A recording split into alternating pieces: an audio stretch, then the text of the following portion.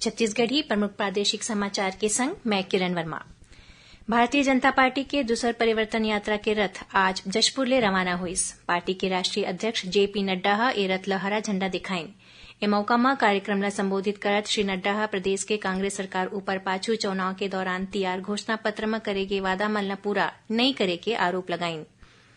राज्य सरकार नगरीय क्षेत्र मन म शासकीय भूमि म पाछू 20 अगस्त 2017 ले लगातार रहइया आवासहीन लोगन मन ल निःशुल्क पट्टा दिही।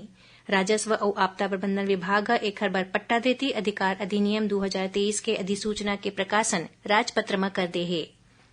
राज्यपाल विश्वभूषण हरिचंदन ह आज आईटीएम विश्वविद्यालय रायपुर के दीक्षांत समारोह के दौरान कहिन पंडित दीनदयाल उपाध्याय ऑडिटोरियम में राखे गे 8वां दीक्षांत समारोह में विद्यार्थी मन ल 13 गोल्ड मेडल समेत 377 उपाधि वितरित करे गिस।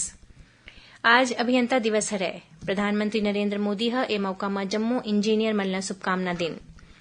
ईडी ह ऑनलाइन सट्टा महादेव ऐप के खिलाफ बड़का कार्रवाई करत एखर ले जुड़े लोगन मन करा ले 417 करोड़ रूपया नकद अउ आभूषण जब्त करे हे।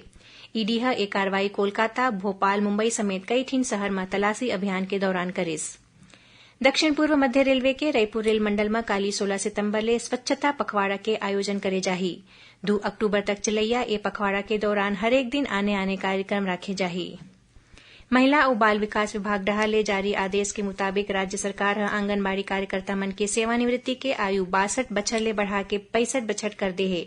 संगे संग ए पद म भर्ती बर 10 बछर के अनुभव ल कम करके 5 बछर कर दे हे। और मौसम विभाग ह अवैया 24 घंटा के दौरान प्रदेश के अनेक जगह मन म हल्का ले मध्यम वर्षा होई या गरज चमक के संग गाज गिरे के आशंका जताए हे।